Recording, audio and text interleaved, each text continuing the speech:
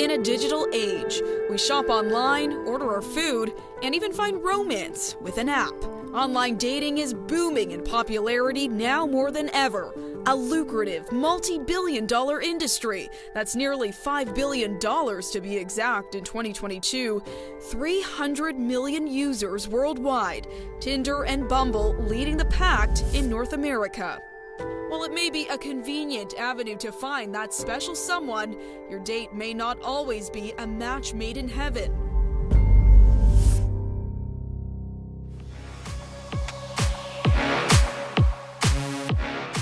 She lights up a room when she walks in. She was funny, silly.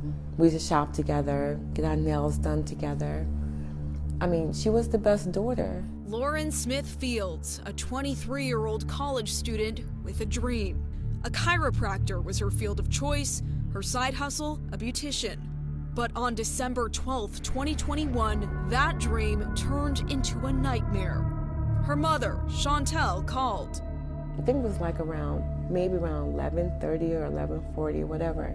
And I kept on calling her, she wasn't answering. I'm sitting there and I'm like, something doesn't feel right. A mom knows when something's not right.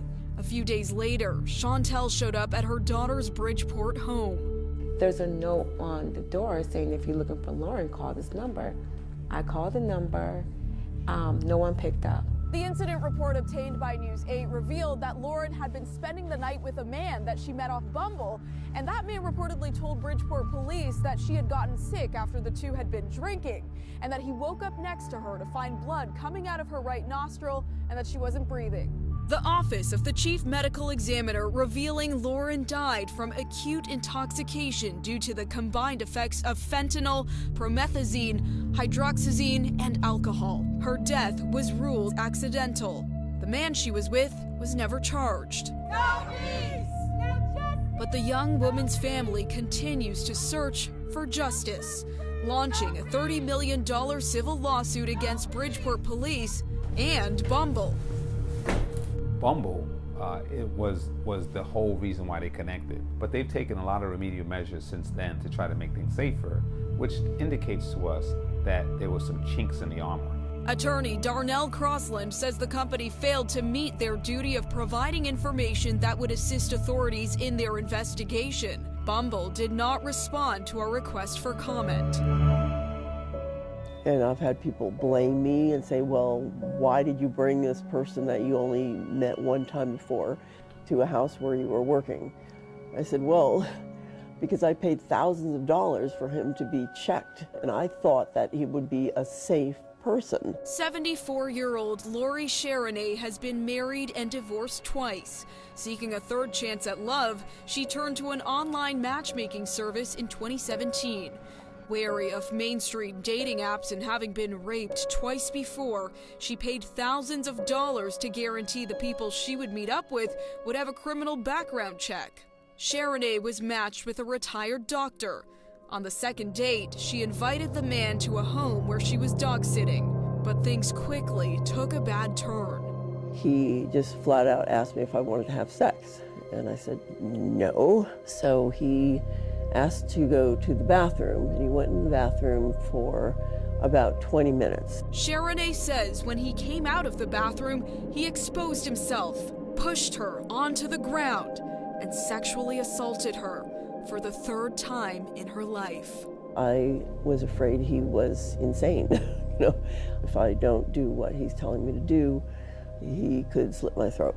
He could kill me. Sharonay says she told police and the company Connecticut Dating that set her up, but no one believed her. The Better Business Bureau tells News 8 it warned customers to exercise caution after noticing a pattern of complaints from consumers who reported they were not being matched with people that met the criteria they provided. It appears since that time, the company has gone out of business. While the dating site is no more, Sharonay remains in a very dark place. I have attempted suicide in the past. I know it's a short-term solution to a long problem that's not going to solve anything ultimately, and I'm not planning to go down that route, but it's tough. Beth Hamilton works very closely with survivors of sexual violence. Like Fields and Sharon, she says most clients dating online were victimized on the first or second date. Do you believe that there's a number of sexual assaults and harassment that goes underreported to police because it's become so normalized in online dating? Absolutely. We all have friends and family who have some experiences, or we watch media coverage, things like that that really indicate to us that survivors are not treated so well, right, when they're publicly disclosing, the experiences, and oftentimes are blamed for those experiences. The state wants to change those experiences, implementing a new law this year to protect users of online dating apps. Senator May Flexer introduced the legislation, which requires companies to disclose safety policies and procedures for users to report sexual violence. It's the wild, wild west, and so I'm really proud that now in Connecticut, when people first start to use these platforms, they're going to have some information about what these platforms are doing, what kind of security screening they do, what kind of safety checks they do, and what kind of screenings they don't do. But as work continues to make the swiping experience safer, for Chantel Fields, there is no measure that could ever bring her daughter back.